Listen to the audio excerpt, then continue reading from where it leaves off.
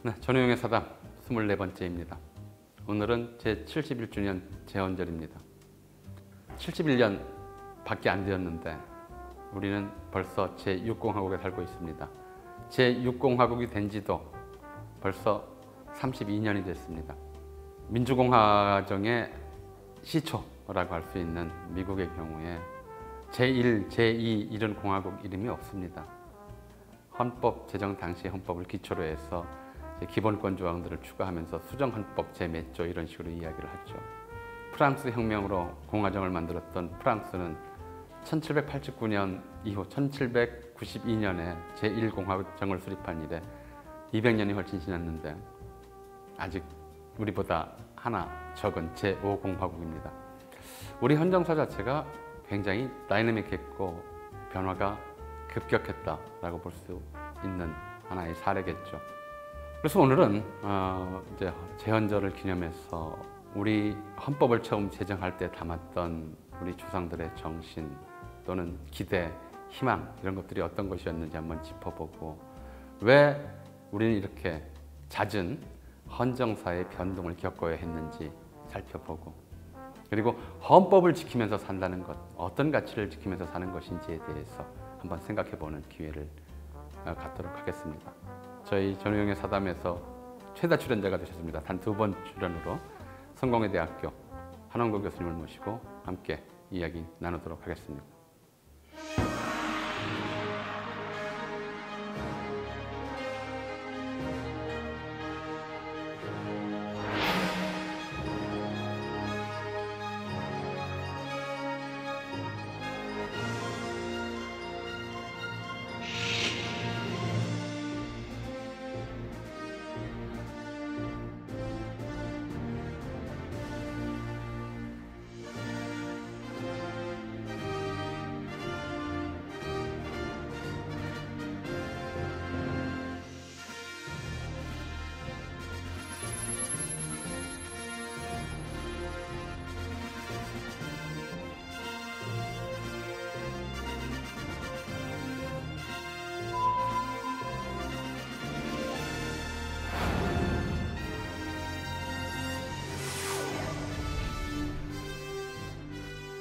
재헌헌법에 대해서 알고 있는 사람이 한 명도 없어요.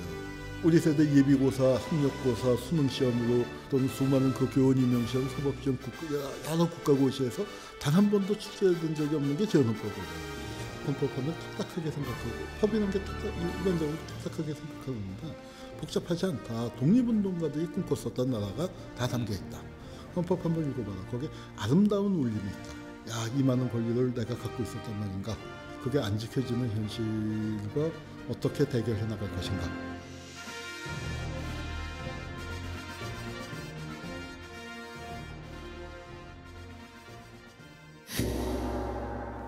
예, 저희 그 사담에 최다 출연자 되셨어요. 또 왔습니다. 바쁘신데 이렇게 나와주셔서 고맙습니다. 네, 불러주셔서 감사합니다.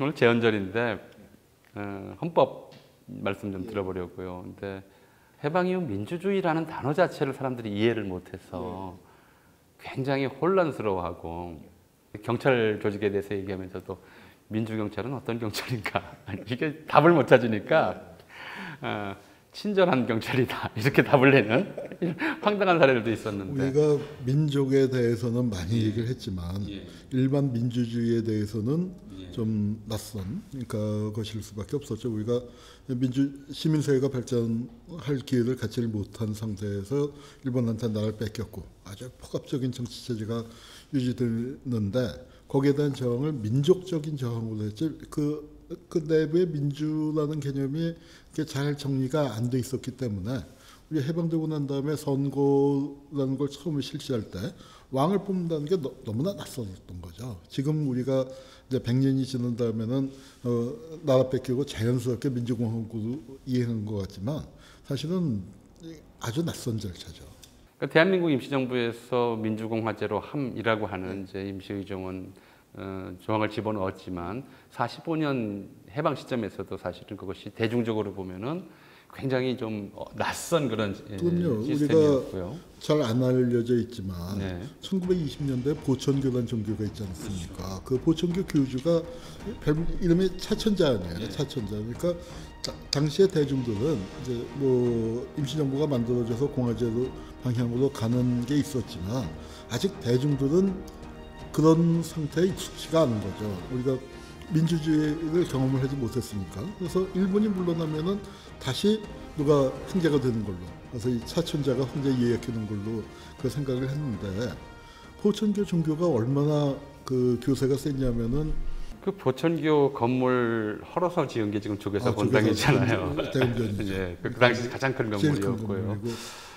이제 그런 정도였을 뿐만 아니라 해방 직후에 일부 친일 귀족들이 일본에 있는 영춘향 모시다가 다시 대한제국을 부활시키자 이런 운동도 실제로 하던 그런 상황이었었고요. 그런 이제 조건이었는데, 그러니까 굉장히 복잡한, 그러니까 민주주의에 대한 인식도 낮고 또 당장 헌법에 담으라고 하는 사회적 요구도 굉장히 좀 폭발적으로 분출하는 상황에서 거기서 만든 이제 재헌헌법이 지금 기준에서 생각해봐도 정말 깜짝 놀랄 만큼 지금 말씀하신 대로 이제 민주적인 가치를 잘 구현했다. 민주적일 뿐만 아니라 진보적이죠. 예, 굉장히 그런 구치를 구현했다고 말씀 이제 하셨잖아요.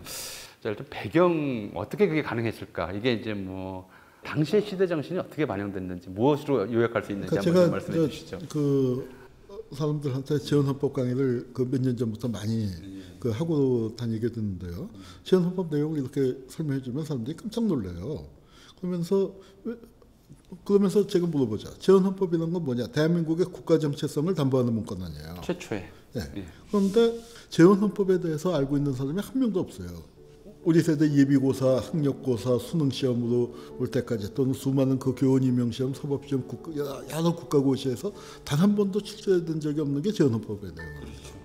근데 그래서 재헌헌법을 다 모르는데 재헌헌법 내용을 이렇게 설명해주면 사람들이 입이 쩍 벌어져요. 가령 그 중요산업 국유화라든가 농지개혁이라든가 뭐 또 그다음에 어떤 그 국민의 생활상의 기본적인 수요를 그 충족시키는 걸 사회정의로 한다든가 뭐 지금 입장에서 보면 헬조선 그 흑수저 따지는 입장에서 보면 깜짝 놀랄 얘기들이 그 많이 들어가 있죠. 정치적으로는 자유민주주의. 그래서 대한민국 자유민주주의 하자는 거 맞죠. 출발부터. 그렇지만 자유민주주의만 하자고 한 게 아니라 경제적 민주주의와 사회적 민주주의가 조화된 민주주의를 해야 한다. 이제 그게 재헌헌법의 기본 정신이거든요. 근데 이게 그 정치적 민주주의와 경제적 사회적 민주주의가 조화된 민주주의를 당시에 뭐라고 불렀냐면 이게 진보적 민주주의예요. 지금 현행 헌법에는 임시정부의 법통을 계승한다라고 되어 있는데 임시정부가 진보적 민주주의 정부입니다. 백범 선생이 3.1 혁명운동 이후에 우리가 가장 진보적인 민주주의 정치체제를 수립했는데 그게 바로 우리 임시정부고 우리 해방되면 진보적 민주주의 제대로 하겠다. 이제 이렇게 말씀을 하셨었단 말이죠. 그래서 이런 역사적인 전통이 끊어진 게 우리가 재헌헌법을 망각하게 된 그 이유가 아닌가 생각합니다. 산업 전체의 94% 일본인 소유고, 그러니까 중요산업이라고 만약에 분류한다면 100%가 일본인 소유였던 그렇죠. 이런 상황에서 굳이 진보적이라는 표현을 할 것도 없이 너무 당연한 그렇죠. 거죠. 일본인 재산을 몰수해서 국민 전체가 전체의 이익을 위해서 이제 사용한다. 이런 정도의 원칙을 세웠던 것이고 그것이 당시 기준에서도 진보적인 걸 떠나서 너무나 타당한 상식이죠. 진보가 아니라 그러니까 그걸 거꾸로 생각하면은 그럼 일본 사람들이 갖고 있었던 재산을 누구 걸로 할 것이냐인데 그건 조선 사람 전체의 것이어야 되는데 현실은 어떻게 됐냐면 영어하는 친일파들, 미국 유학 갔다 온 친일파들, 언론 지원이나 메디로 이름 바꾼 친일파들이 다 해먹은 거죠.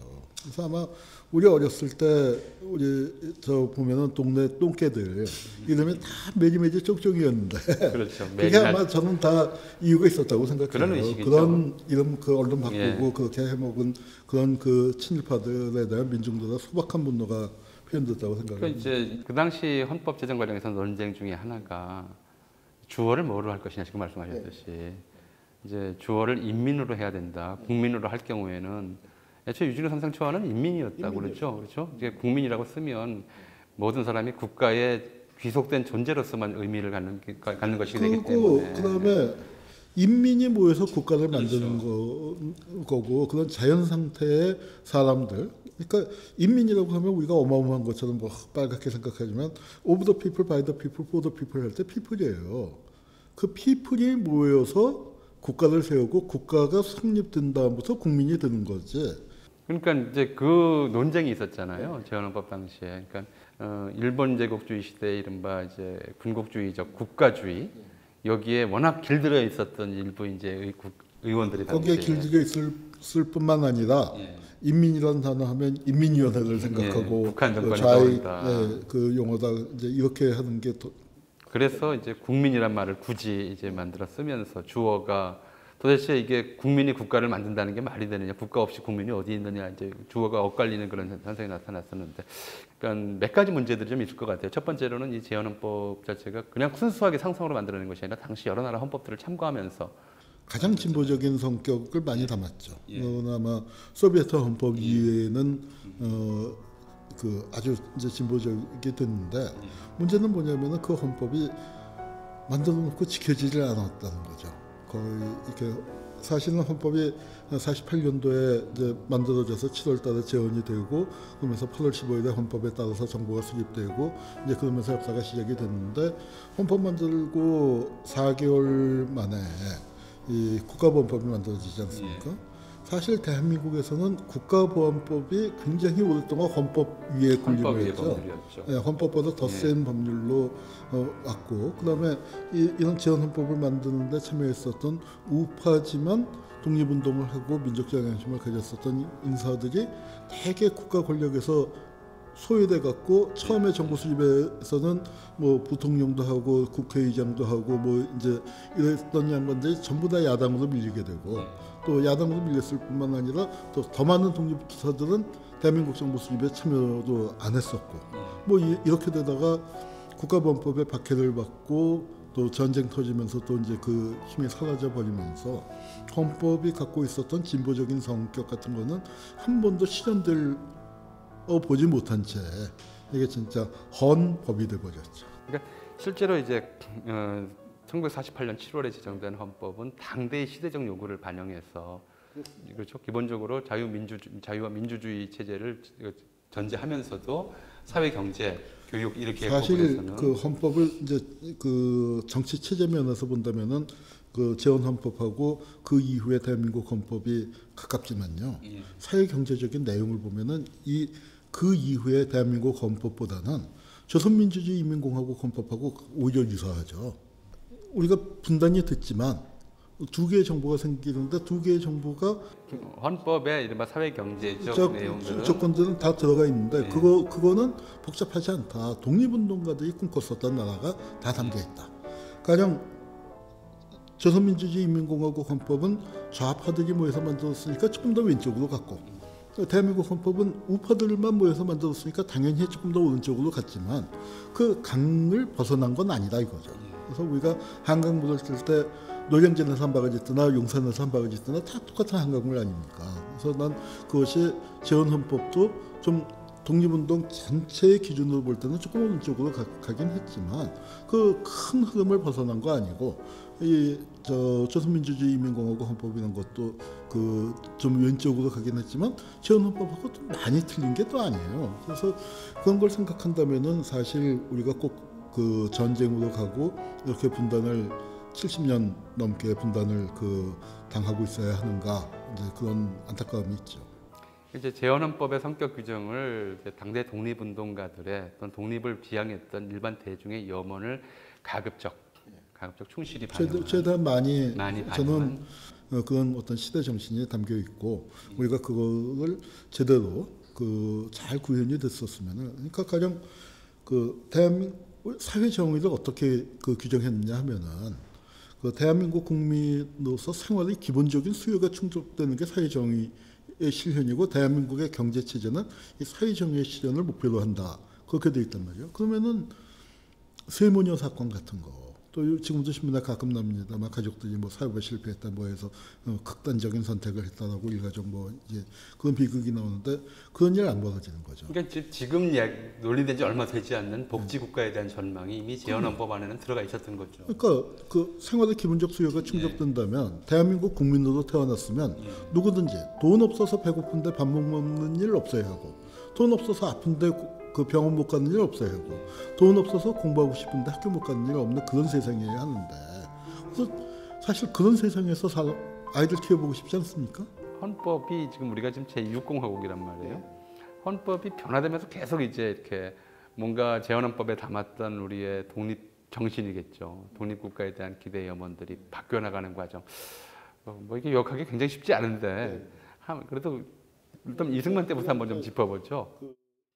그 첫 번째 개헌이 발췌 개헌이라고 하는데 이거는 계엄령 선포하고 국회의원이 탄 버스를 뭐 헌병대가 크레인을 동원해서 끌고 오는 이제 이런 황당한 상황에서 전시하였으니까요. 그 벌어졌는데 왜냐면 우리 지금 이제 생각하기에는 직선제가 좋은 것 아니냐. 우리 6월 항쟁 때는 직선제를 위해서 싸웠으니까. 그렇죠. 그런데 그 당시에는 아직 우리 국민들의 민주주의에 대한 이해도도 높지 않았고 우리 국민들이 정말 그 4.19를 거치고 광주를 거치고 6월 항쟁을 거치면서 한 표 한 표가 너무나 소중했는데 옛날엔 투표의 의미를 몰랐어요. 그러니까 부정선거도 훨씬 그 쉽게 되고. 그러니까 전시에 무슨 뭐 피난민촌 같은 데서 그냥 마구잡이로 이제 그냥 뭐 구호물자 주고 춤추면서 다 찍어하고 찍으라고 하는 데다가 그러니까 엄밀히 말하면 지금 뭐 한국 선생님 자주 말씀하신 겁니다만은 1951년, 52년 뭐 이때만 해도 이 시점에서 보자면 처벌받아야 되는 상황이잖아요. 전쟁에서 이렇게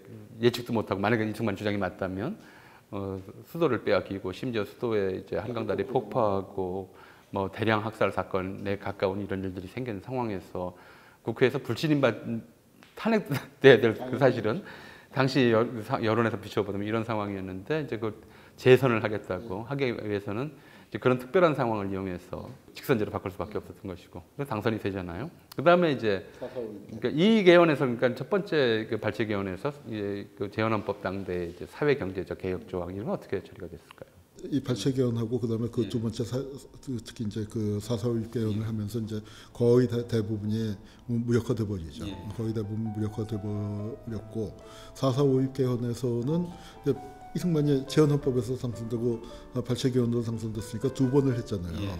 그러니까 미국식 그 대통령 중임제 제안을 받아서 이제 더 못하는데 4.4.5 개헌이라는 건 뭐냐면 한 번만 더 해주세요. 그래서 그 초대 대통령에 한해서 이 조항에 적용을 받지 않는다. 이제 그걸 집어넣는 겁니다.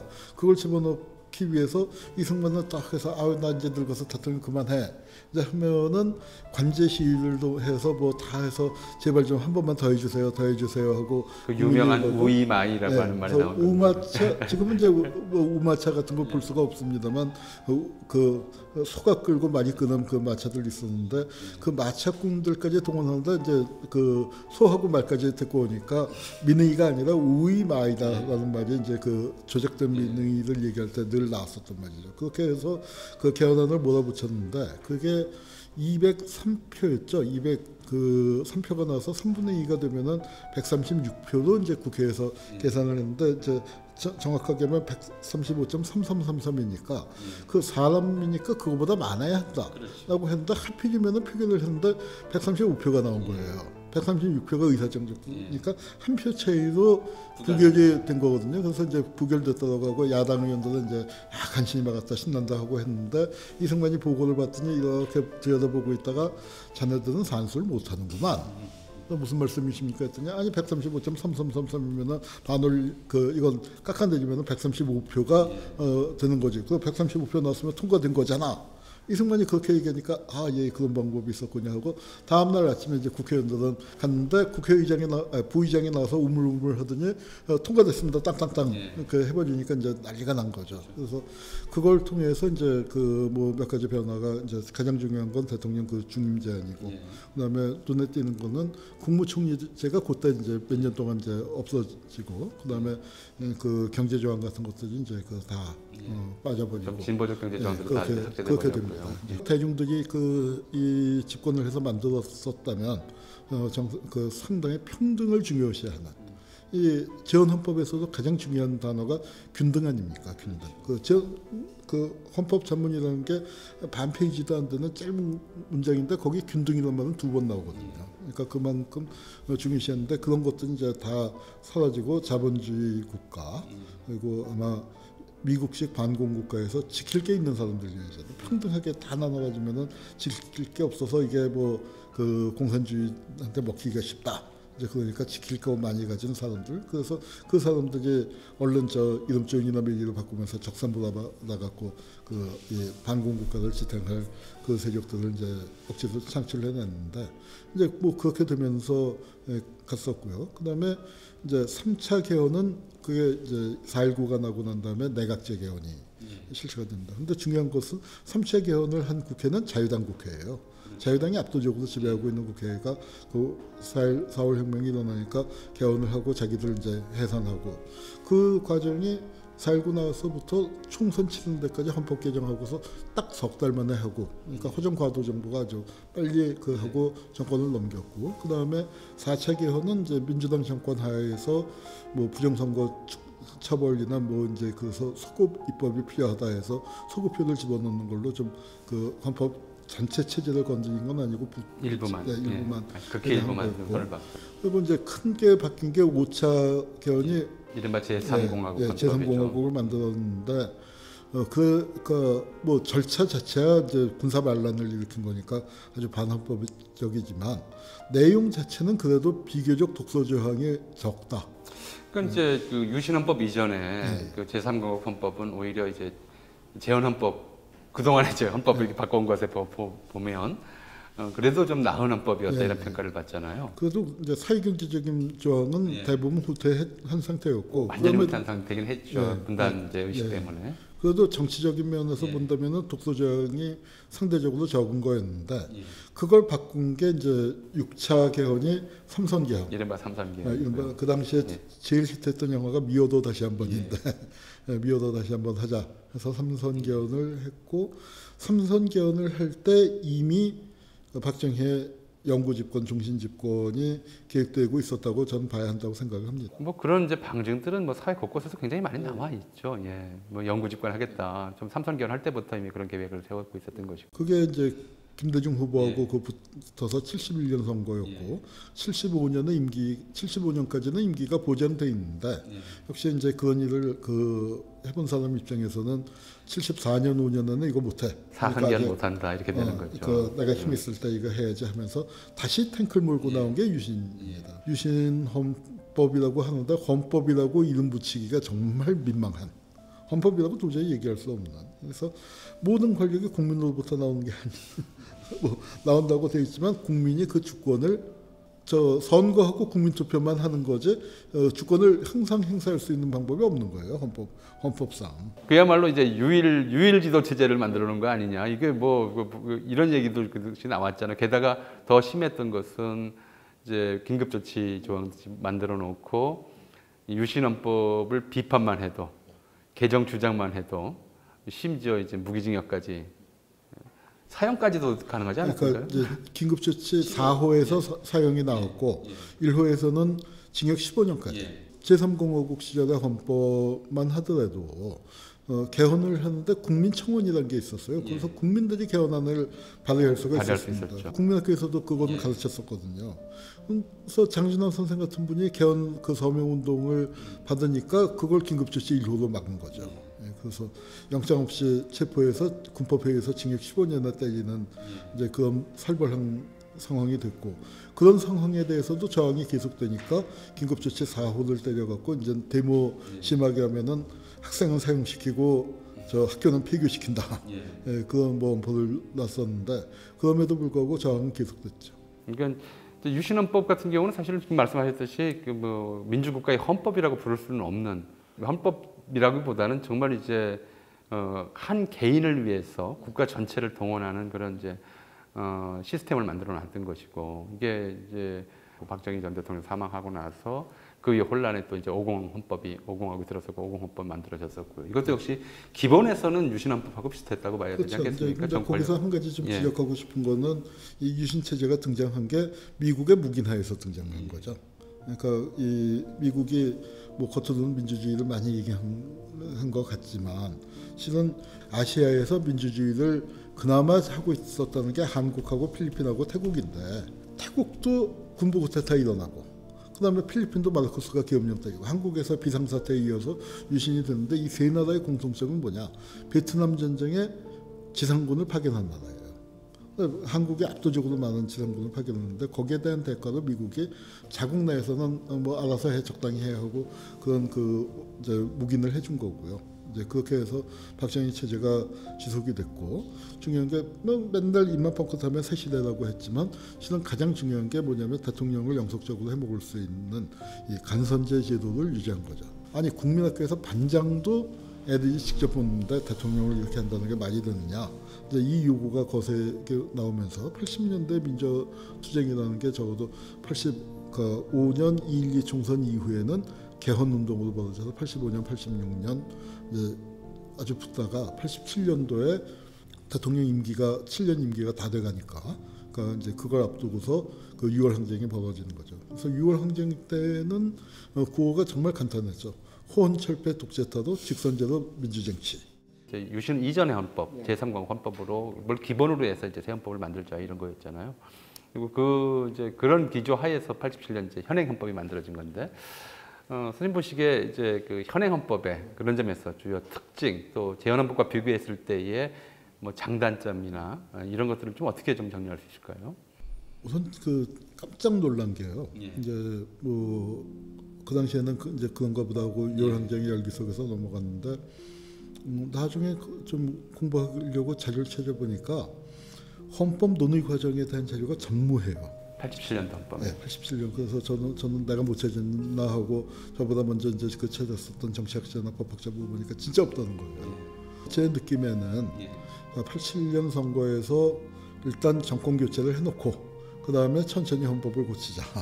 뭐 민주 진영에서는 그런 생각들을 하고 이제 지금은 당장 급한 게 이제 직선제도에서 선거해야지. 뭐 그걸 하느라고 이제 빨리 했는데 그 선거에서 져버렸잖아요. 네, 그러니까 우리가 그렇게 87년 선거 헌법 제정된 헌법이었음에도 불구하고 당시 세계적 추세였던 기본권 문제라든가 이제 사회 경제 개혁 문제라든가 복지 확충 문제라든가 심지어는 유신 잔재를 드러내는 것조차도 제대로 안 됐습니다. 그렇죠. 그러니까 가장 대표적인 게 법률지 정한 것 이외의 손해배상 같은 것들을 국가에 청구할 수 없게 만들어놨어요.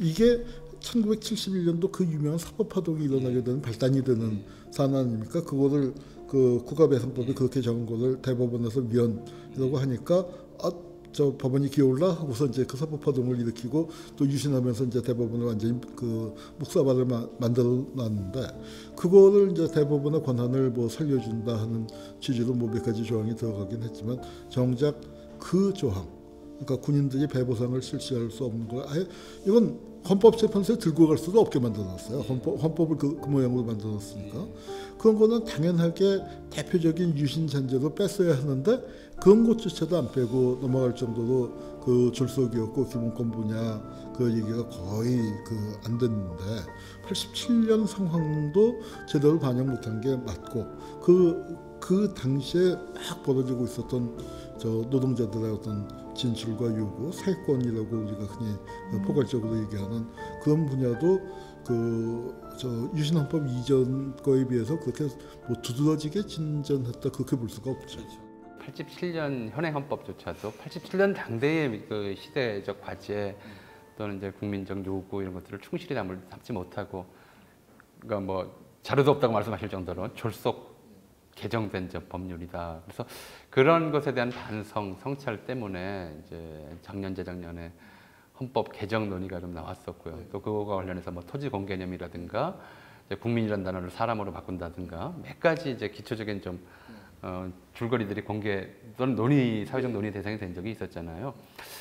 87년에 이렇게 상당히 좀 급박하게 개정된 이 헌법에 만약에 손을 봐야 된다면 뭐 이걸 좀 뭐 저는 이제 그 헌법에도 촛불 정신이 좀 반영이 돼야 한다와 그 헌법을 만든 그 주권자인 민중들의 직접적인 요구가 이제 터져 나왔는데 이런 목소리들을 어떻게 제도적으로 구현해내느냐 결코 쉽지 않은 과제입니다만 대의정치의 문제점들, 대의정치가 우리가 만들어낸 정치 제도 중에서는 제일 그 좋은 제도라고들 이제 많이 얘기하고 있고 저도 더 좋은 제도를 뭐 당장 이거다 하고 그 말씀드릴 수 있는 상황은 아니지만 과연 우리 국민들의 일반적인 의사가 대변되고 있느냐? 그러면은 우리 그 인구 통계를 보면 비정규직이 굉장히 높게 나오잖아요. 근데 국회 안에서 비정규직의 의사가 과연 대변되고 있냐면 전혀 아니잖아요. 그러니까 지금 헌법보다 조금 더 나은 헌법을 갖게 되느냐, 아니면 그 지금 헌법이랑 별반 다를 것 없는 그 헌법을 그냥 땜질해서 갖고 가느냐는 2020년도의 총선에 의해서 결정될 거라고 생각이 됩니다. 근데 그 2020년도 총선 이전에 우리가 그렇다면 새로운 헌법에는 과연 무엇이 담겨야 할 것인가에 대한 논의를 좀 풍성하게 해야 하는데 사실은 그러지 못하고 있는 것이죠. 근데 지금 뭐 사실은 30년째 써왔고 지금 말씀 계속 나눈 것처럼 이 시대 정신 자체가 오히려 재헌헌법 당시보다 좀 후퇴한 부분들이 있고 이 좀 헌법 논의가 활발해지기를 기대하는 것과는 별도로 이제 세 번째 문제입니다. 하는 것은 그동안 이제 개인적으로 반헌법 행위자 열전 이런 작업 해오셨잖아요. 반헌법 행위자라고 했을 때 듣는 분들한테 이 감이 뚜렷질 않아요. 그래서 이제 저희가 이제 범위를 한정을 했는데 우선 대한민국의 공직자로 잡았습니다. 공직자 범위 내에서. 그러니까 가령 이제 아까 유신헌법의 반헌법 행위자라면은 학생이나 뭐 민주 인사들을 그 당시에는 반체제라고 불렀고 뭐 유신헌법을 어겼다 이제 그래서 잡아놓고 그랬었는데 이런 분들은 지금 입장에서 볼 때 민주화 투사 아닙니까? 그래서 이런 분들은 빼고 대한민국의 공직자로서 헌법에 있는 국민들의 기본권이라든가 헌법 국가를 수호하는데 필수적인 조항들을 어긴 사람들. 이제 또 이런 과거사 얘기를 하다가 보면 야씨 세상이 바뀌었다고 이제 이렇게 지금을 기준으로 하면은 세종대왕도 범법자다. 이런 얘기들을 많이 해서 저희 이렇게 얘기합니다. 행위 당시에 헌법을 기준으로 하겠다. 유신헌법은 유신헌법 시대. 이승만 시대는 뭐 그때 재헌헌법이든 아니면 뭐 1차 개헌, 2차 개헌 이후에 헌법, 행위 당시의 헌법을 기준으로 하겠다라고 하는데 그럼 너무 양보한 거 아니냐 하지만 사실 그 헌법으로도 반헌법 행위자도 얼마든지 가져낼 수가 있죠. 오히려 이거 작업하시면 한홍구 선생님 까먹으시는 거 아닙니까? 까먹어야 가겠습니까만 밤길 조심해서 소리는 많이 들었습니다. 근데 이제 세상이 좋아졌으니까 그런데 이제 이 사람들을 현실의 감옥에 보내지 못했지만 역사의 법정에는 세워야 할 것 아닙니까? 그리고 역사의 기록은 남겨야 할 것 아닙니까? 그래서 역사의 법정에 세우는 공소장 그걸 작성하는 게 저희 반헌법 행위자 열전입니다. 그 공소장이 나오면은 우리 시민 여러분들께서 그것을 보시고 배심원이 되고 심판관이 돼서 판정을 해주시길 부탁드리고요. 지금 이제 현행헌법의 문제점들을 우리 장 선생님도 그렇고 저도 그렇고 많이 얘기했습니다만 실은 현행헌법만 제대로 잘 지켜줘도요. 전 대한민국이 굉장히 좋은 나라가 될 것 같아요. 아마 국민들이 헌법하면 딱딱하게 생각하고 법이란 게 일반적으로 딱딱하게 생각하는데 어제 난쟁이가 쏘올린 작은 공 쓰신 조세희 선생님이 이런 말씀하신 적이 있었어요. 헌법 한번 읽어봐라. 거기에 아름다운 울림이 있다. 그러면 오늘 이 방송 들으신 다음에 헌법조 한번 읽어보시면은 이 많은 권리를 내가 갖고 있었단 말인가 그거 한번 자각을 하시면서 그게 안 지켜지는 현실과 어떻게 대결해 나갈 것인가 어떻게 헤쳐나갈 것인가 또 각오가 세워지실 거라고 생각합니다. 전태일 열사가 근로기준법을 읽고 나서 근로기준법을 지켜라 외치면서 몸에 불을 질렀잖아요. 우리가 진짜 지금 말씀하신 대로 헌법만 제대로 읽고 살아도 자기 권리가 어느 정도인지는 알고 살 텐데 그렇지 않다는 것 좀 정말 깊은 좀 깨달음을 주셔서 감사드리고요. 또 이제 바쁘신데 나와주셔서 감사드립니다. 감사합니다. 예, 감사합니다. 예. 헌법을 만들 때 바로 그 무렵에 어린이들에게 새 나라는 어떤 나라인지 알려주기 위해서 만든 노래가 있습니다. 새나라의 어린이죠. 다들 기억하실 겁니다. 어려서 가장 먼저 배우는 노래들 중에 하나였으니까요. 가사가 어떻게 됐던가요? 일찍 일어납니다. 네, 부지런한 국민. 거짓말을 안 씁니다. 정직한 국민. 서로 돕습니다. 연대하는 국민. 사실은 이 근면, 신뢰, 정직, 그리고 상호 연대, 이것이 재헌헌법에 담긴 헌법 정신의 중요한 좀 줄거리였고요. 사실 우리 국민의 정신이 되기를 바랐습니다. 나라를 세울 때 대다수 한국인들이 원한 새로운 나라는 그런 나라였을 겁니다. 부지런히 일하고 서로 도우면서 나누고 정직하게 살고 그러면 모두가 행복할 수 있는 나라. 근데 우리는 과연 그런 나라에서 살고 있는 것일까요? 그런 정신을 지키고 있는 것일까요? 나만 잘 살면 돼. 어려운 사람 돕자고 하는 것은 그건 자유민주주의에 어긋나는 생각이야. 돈이 많으면 부지런하지 않고 그냥 놀면서 살아도 돼. 그게 올바른 세상이야. 이런 생각을 하면서 살고 있는 건 아닐까요? 네, 재헌절입니다. 재헌헌법에 담겼던 정신, 그리고 우리가 어려서부터 새나라의 어린이는 이래야 된다고 노래 부르면서 배웠던 정신, 제대로 지켜지고 있는지 성찰하고 이제라도 지키기 위해서 사는 그런 시대가 열려야 하지 않을까 생각해 봅니다. 전우영의 사담 이걸로 마치겠습니다. 감사합니다.